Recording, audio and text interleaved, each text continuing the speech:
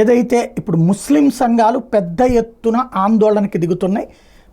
మనకి నరసింహానంద అనేటటువంటి ఒక అర్చకుడు, ఉత్తరప్రదేశ్కి సంబంధించినటువంటి అర్చకుడు, ముస్లిం పెద్దలకు సంబంధించి, ముస్లింలకు సంబంధించినటువంటి అల్లాహ్కి సంబంధించి తీవ్ర వ్యాఖ్యలు చేశాడు అంటూ దాని మీదన తీవ్రమైనటువంటి ఆగ్రహాన్ని వ్యక్తం చేస్తూ ఇప్పుడు హైదరాబాద్ పాత బస్తీలో ఓవైసీ నాయకత్వంలో ఓవైసీ పార్టీకి సంబంధించినటువంటి వాళ్ళందరూ ఆందోళనలకు పిలుపునిచ్చారు. పలు చోట్ల నిరసన ప్రదర్శనలు, ఆందోళనలు.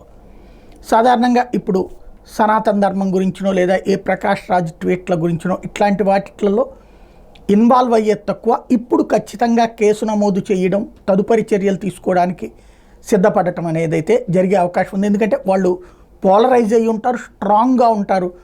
ఎవరైనా సరే, ఏ దేవుడినైనా సరే వెటకారం చేయడం, అవమానించడం ఖచ్చితంగా తప్పు.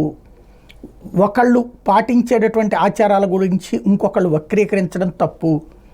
ఒకళ్ళ దేవుడి గురించి ఇంకొకళ్ళు మాట్లాడడం తప్పు.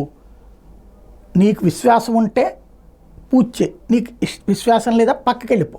కామెంట్ చేయొద్దు, ఎదుటి వాళ్ళ విశ్వాసాన్ని భంగపరిచే ప్రయత్నం చేయొద్దు. అది ఎవరు చేసినా తప్పే.